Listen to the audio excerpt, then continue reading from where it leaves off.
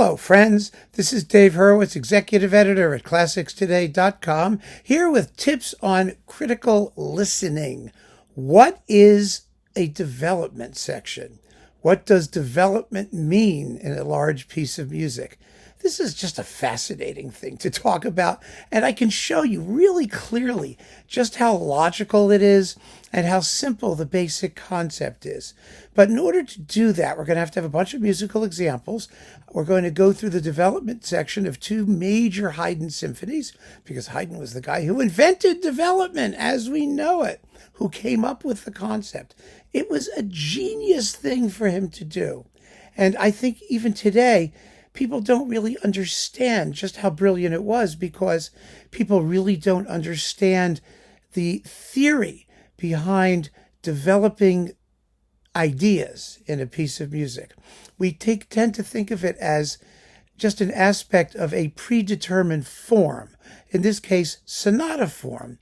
Now, if you've heard of sonata form, if you're just starting with classical music, you may not have, but sonata form is the most commonly encountered form for large pieces of instrumental music, music without words.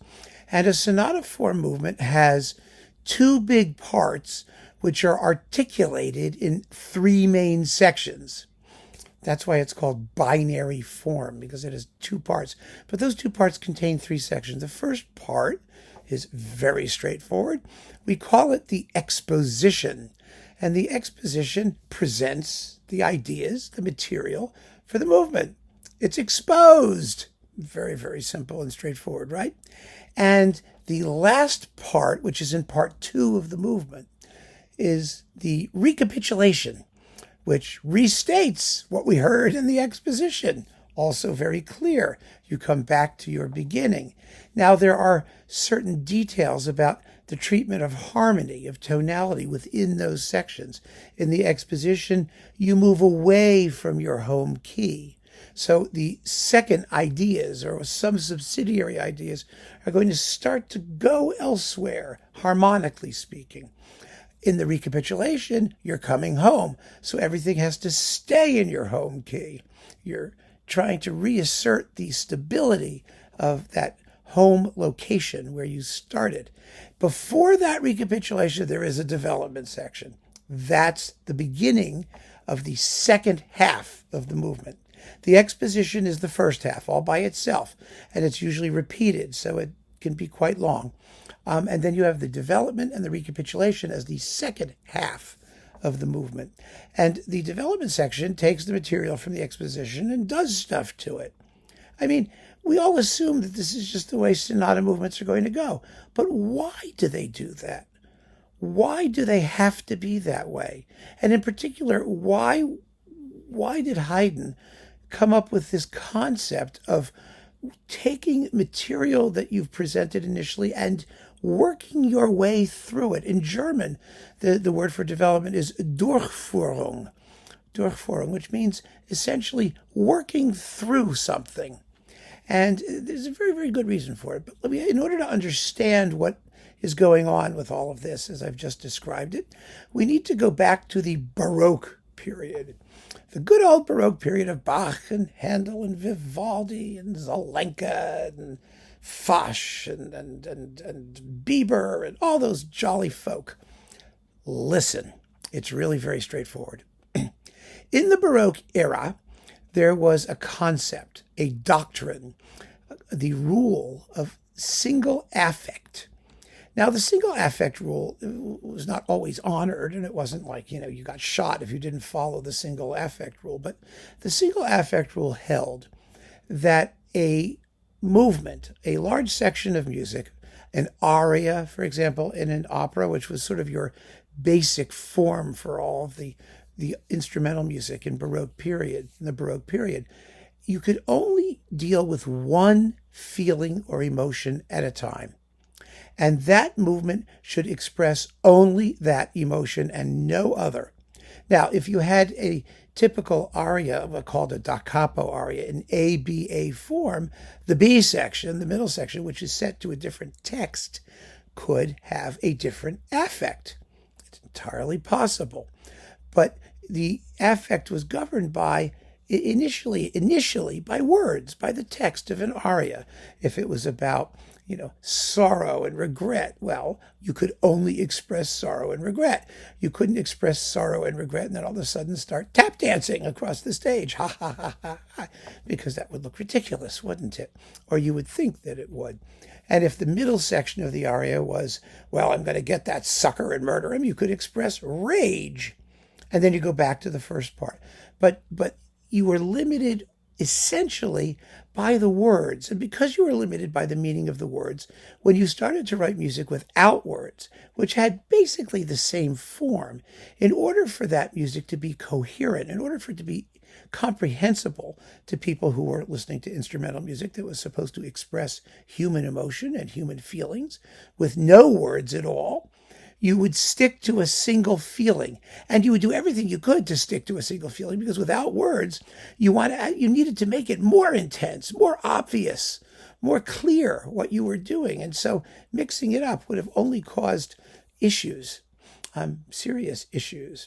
And after the Baroque period, that idea, the idea of these single affects, started to break down under the pressure of different philosophies, the Enlightenment, all this other stuff. We don't have to go into that.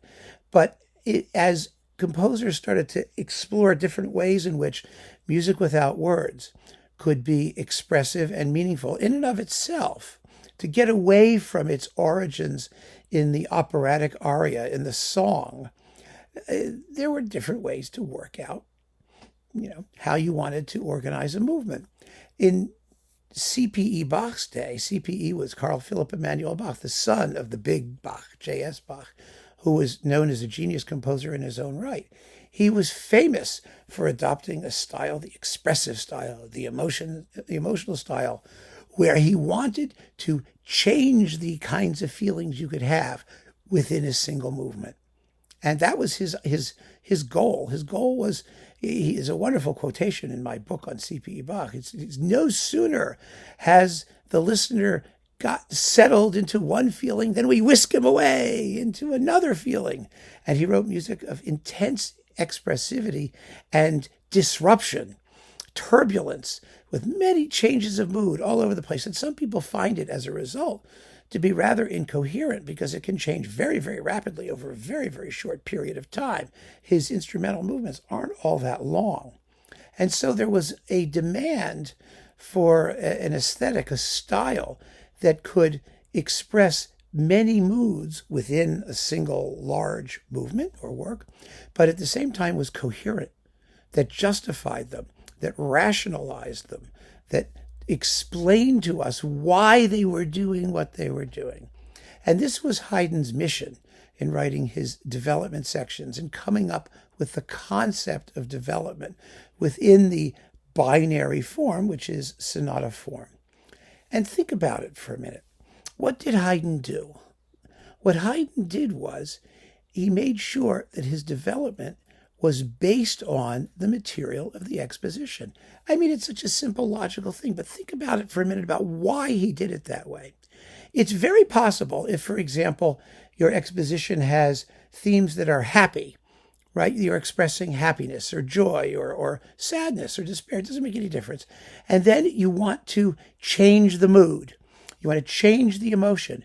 And so to serve as the bearer of that new emotion, you come up with a new theme which expresses that feeling particularly well, wonderfully well. Well, what happens? You have your happy theme or your sad theme, and then you have your totally opposite theme. And you have one, and then you play the other, and then let's say after the totally opposite theme, you wanted to do something that was neither quite happy nor sad, say pensive or melancholy or witty or peaceful or tranquil. And you have individual themes for all of those different feelings. The result is a formless mess. I'm sure you understand. You're going to have one theme that's one thing, another theme, and then you just organize them in a different, whatever order you want. And you've got things that are changing with no motivation or reason from one thing to the next theme. And there is no larger form, because form is all based on some kind of repetition and variation so that you can grasp a larger organizational strategy. Anybody can come up with a daisy chain of different things and just attach them, in a row. That such is not a form, not a musically satisfying form anyway. That was what C.P.E. Bach risked doing, although he was a genius and he wrote wonderful music that had lots of different feelings, and he managed to sort of work it into his overall style and get away with it. But if you wanted your music to be bigger, longer than just a couple of minutes, with a wider range of emotion, with some sort of overall architectural, intellectual, satisfying feeling, then you had to indulge in what Haydn did, which was make sure that those different emotions were based on pre-existing material. That meant that a theme had to be chosen not just for its own self-evident beauty or its suitability to expressing the feeling it initially had. You also had to be able to make it change its stripes. You had to be able to present it in a different way. A happy theme could become a sad theme, but it's the same theme. You change the harmony. You go from major to minor. You change the orchestration, the color. You vary the tune in some way to highlight those elements that will emphasize the new feeling that you want to express. That, my friends, is a development section. That's what a development is, and that's why it is. It exists because in order to create a wide range of emotions within a single movement, you have to work with pre-existing material if you want to have a coherent musical organism that feels completely satisfying when you restate the themes at the end and it all comes to a conclusion. And when that happens, what has developed, I say in the development section, it develops, is that these original themes are characters. They become characters. They undergo a series of adventures and transformations. They're capable of expressing many different emotions, but still being the same character. And that's what happens in a development section. And I'm going to show you how that happens. It is such a brilliant, wonderful thing. It's such a logical thing, but not an easy thing. Not an easy thing at all. Haydn worked very, very hard at it. And he was probably or arguably the greatest developmental composer who ever lived, because depending on what you choose your themes to be, that's what tells you how many emotions you can explore within the boundaries of your larger sections or movements or parts of a larger work.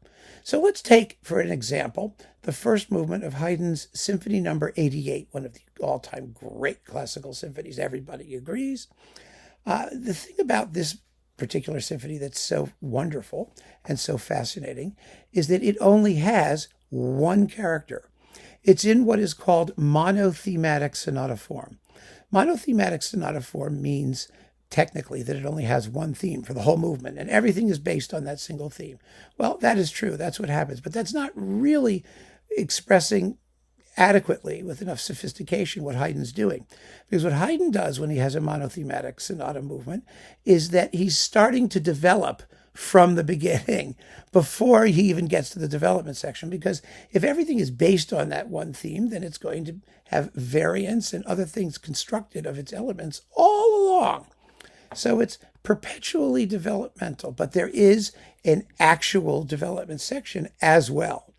And so I'm going to play you the first subject, the principal theme, which is the principal theme of the whole movement, in Symphony No. 88. It's only, goodness, about 20 seconds of music or something. It's quite short. It's played twice, once softly and then loudly in the full orchestra. And when it's played loudly, you'll notice it has a companion played at the same time. And we'll talk about that in a second. So here is the principal theme, the first movement of Symphony No. 88.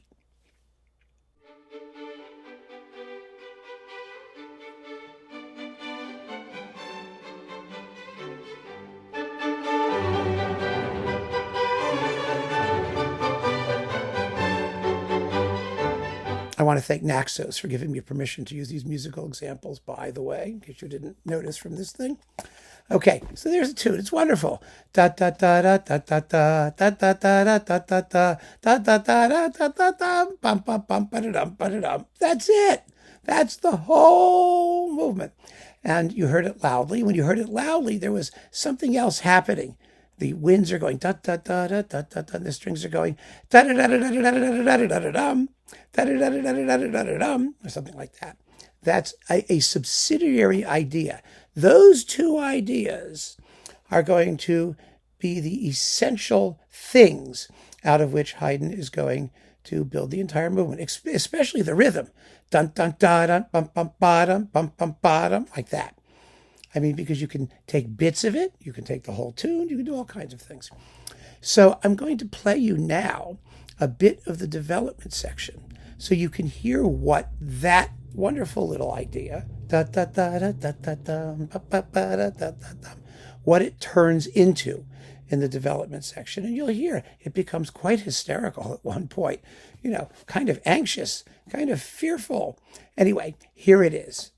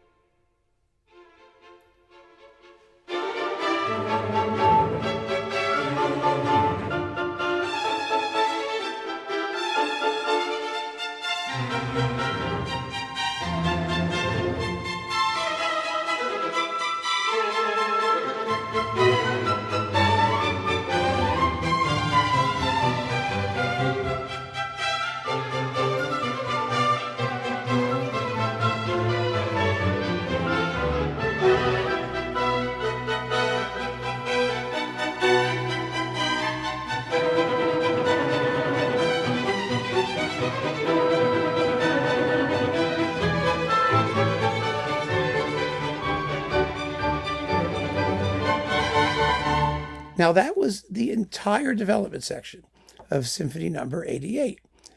Very, very straightforward because you only have one theme that you're working with, and Haydn turns it into as much emotional difference as he thinks he can safely build into the thing. And it's beautiful and it's fun to listen to, and I think it's pretty clear what's happening. There's nothing complicated about it at all.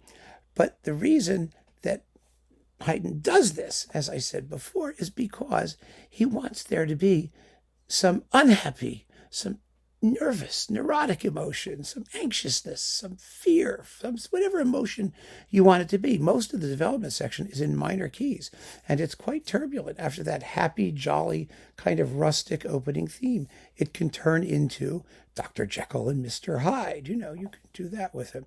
And that's what happens in the first movement of Symphony Number 88. You have this bipolar view of the basic material. So that's one thing. But you can also do it with multiple characters. And all kinds of things can happen in a development section. And that's what we're going to talk about right now, because generally speaking, sonata movements are not monothematic. That is, they're not all based on the single first theme that you hear or elements of it. They have motion music, that is transitional music that takes you to your subsidiary key.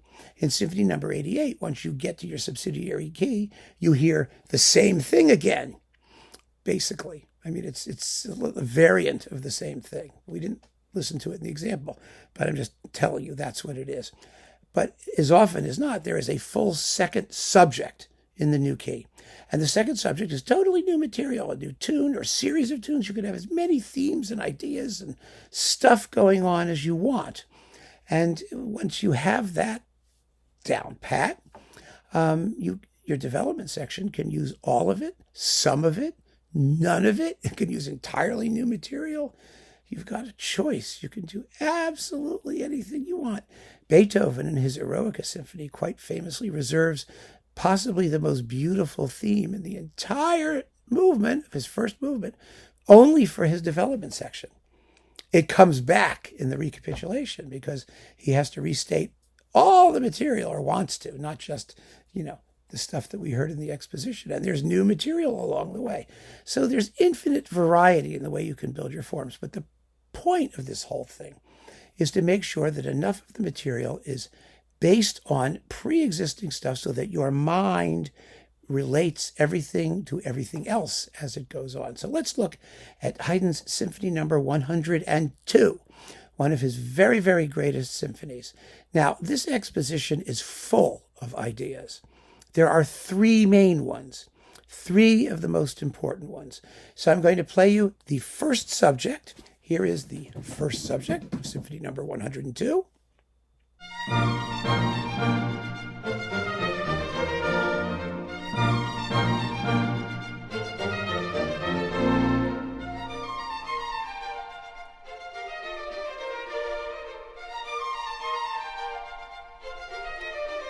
And then there's motion music that gets us to the formal second idea.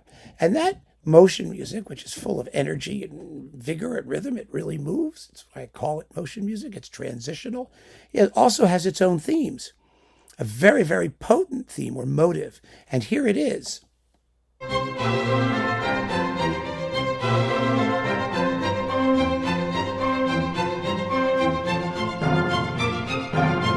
Hear that? Dun da da da dum bum da da da da da dum bum bum bum bum bum bum. Yeah, that's like a major thing.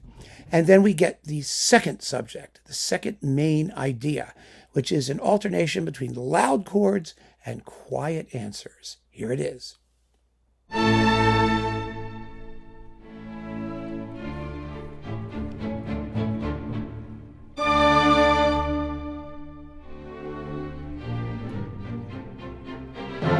Okay, so that's the second subject. Bwang, da da dum bum bum bum bum bum bum bum. Bwang, da da dum bum bum bum ba da da dum. That's it. Very simple, short things. The biggest tune is the first one that you hear. Da da da da da da da da da da da da. It's a big, long, spindly sort of tune. And you, again, like you hear it twice, as you did in Symphony number 88, although in 88 it was soft then loud, and this one it's loud then soft. You see? You can do it any way you want to do it. Now, each one of these things is going to be handled in the development section. You can sometimes start your development section and take them in the same order that they occurred in the exposition, or you can do it in any order you want. Haydn begins, actually, with his second subject, not with the first in the development section. We're going to hear the whole development section, but first, what I really would like you to hear is what they turn into, because it's amazing how much expression Haydn gets out of these basic ideas that we've heard initially. Sometimes he repeats them quite literally. Sometimes they develop in ways that are totally, completely, utterly unpredictable. For example, let's start simply. Let's start with the first subject, which I'm going to play again right now.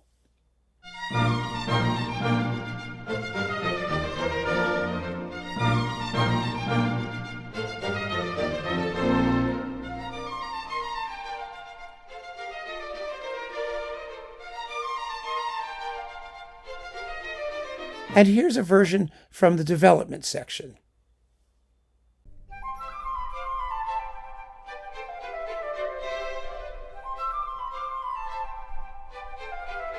Hardly changes at all, right?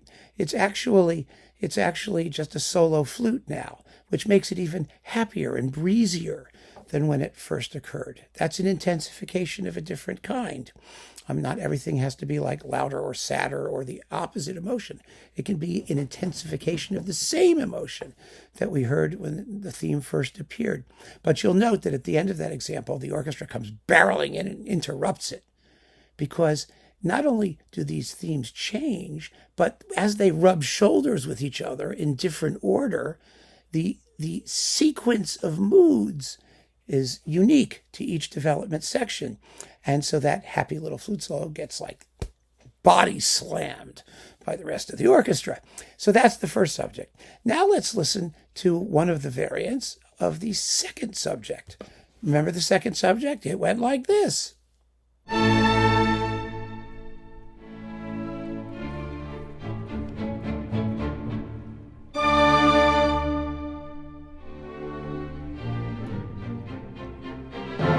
And listen to what it becomes in the development section. This is kind of amazing.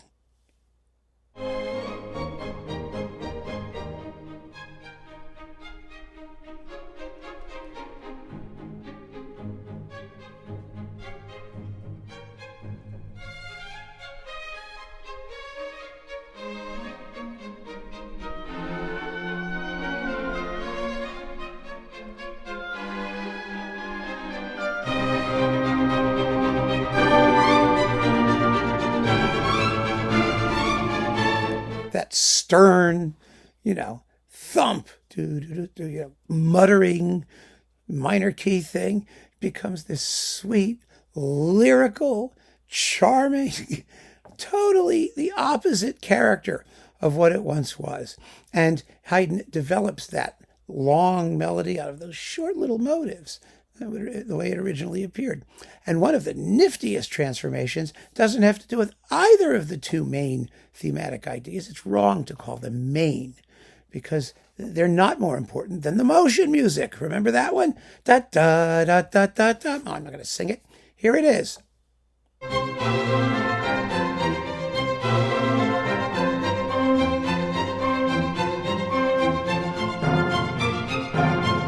Yeah, remember that? Well, that is going to become a triple canon. Yes, a triple canon. Get ready. Here it is.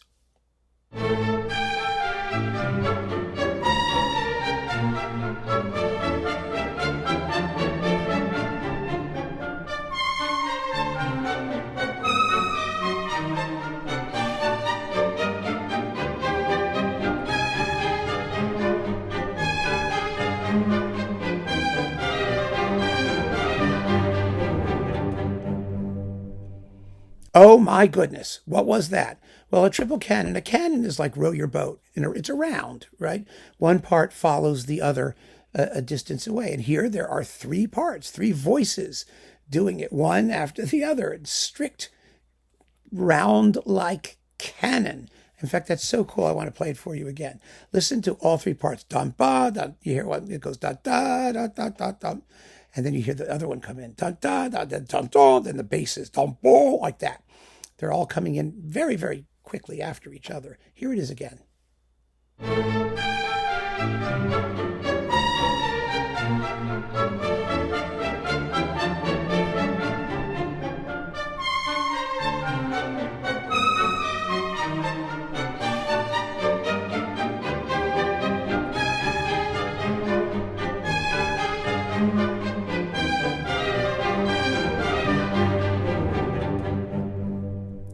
It's rough and rambunctious, but also a piece of absolute polyphonic or many-voiced contrapuntal wizardry that you're not even conscious of. The wizardry behind it.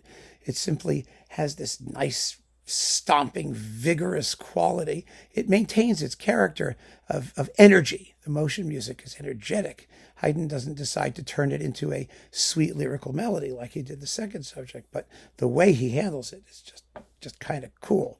So having heard those three transformations, and there are more, there is other stuff from this exposition that also shows up in this development section, but those are the three biggies. I now want to play the entire development section for you, leading into the recapitulation, because we didn't hear it in the order Haydn presents it. No, my friends. Haydn presents it in a completely different way because the sequence of moods has to make logical sense by itself. That scheme of contrasts and the different affects, the feelings that he wants to bring in and make these themes articulate well, they have to be in the order that Haydn wrote them in. So here is the entire development section of Symphony number 102.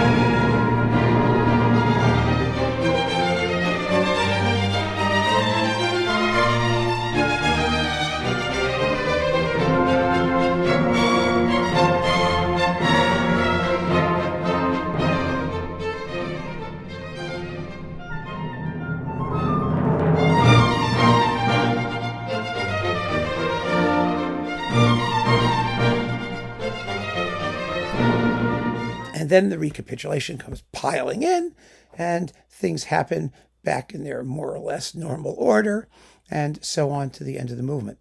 Now, I hope that what you've been able to hear here isn't just the amazing alternation in moods, in expression that these themes have, but also just how wonderfully it all flows together as one thing succeeds the other, all based on material from the exposition, material that you've already heard and that you should be at least subliminally familiar with as the symphony proceeds. And of course, the genius of all of these pieces, this classical music stuff, is that the more you listen to it, the more you hear.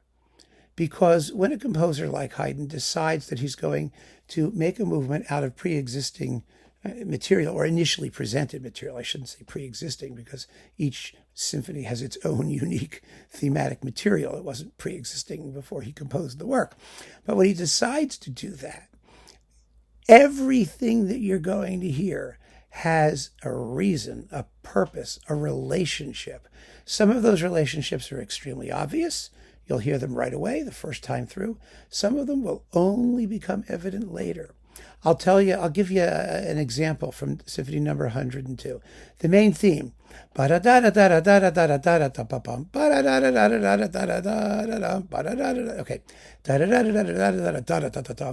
That idea. Da, da, 1, 2, 3, 4, 5. Those 5 last notes. Those 5 notes. They become a really important thing in the movement. In fact, the entire exposition ends with da da da da dum bum ba da da da dum ba da da da da dum bum bum bum bum bum bum bum bum. You heard it. I'll bet when you heard it that first time, you didn't even think about the first subject. You just listened to the music. But the fact is that the closing idea of the exposition is a development of the 5 notes from the end of the first phrase of the first subject. Now, you can make yourself crazy over this stuff, and I don't want to make you crazy. Crazy is not good. I don't want you to be thinking that every single thing that you're hearing must be intimately related to something else, and therefore, you're going to agonize over where you heard it, and you get to the point where everything starts to sound like everything else, and that's nihilistic in its own way. Composers often write completely new things. They introduce new things all the time. They're capable of introducing ideas that have nothing to do with anything that's come before. The point is that the potential is always there. And some composers are more developmental than others. Some composers know how to work with their material particularly effectively and comprehensively. Haydn was definitely one of those. He really was. Beethoven was another one. Mahler was one too, by the way. I mean, there were a bunch of others, often of the Germanic school, but not exclusively. And so the development section is a natural occurrence. It's not something that some sort of egghead theoretician or formal person said, well, you have a movement. It has to have 3 sections. It's binary. It has 2 parts and 3 sections, and the second of those 3 sections is a development. And so go develop something because you have to. It's not how it works at all. It comes from the need to justify, organize, and make coherent the different moods and affects that a large movement wishes to express to us, the listener. And there are times when those moods are extremely clearly articulated, times when they may be a little bit less so. It all depends on the nature of the thematic material that the composer selects, that he works with, or she works with. In our case, it's mostly he's, so I'm saying he. But it all depends on the nature of the material and what the composer sees in it, what potential they see in it, and how they realize that potential in the course of the music. So I'm hoping, I'm done. This has been a long talk. I'm hoping that this helped you understand not just the fact that development sections exist, but that they're not mysterious. They are logical. They're reasonable. They're what gives the music its expressive power and gives the composer the tools to realize that expressive power in a cogent way, in a way that is satisfying for us and therefore more expressively powerful. I mean, the more organized and sensible the form is, the more clear, the more easy it will be for us to digest the expressive point that the music wishes to convey. So there you go, friends. I hope this has been helpful. I know that there's a lot of sort of ideas involved in it, but the essence, I think, is pretty simple. And I hope you agree. So keep on listening. Thank you so much for joining me. Take care.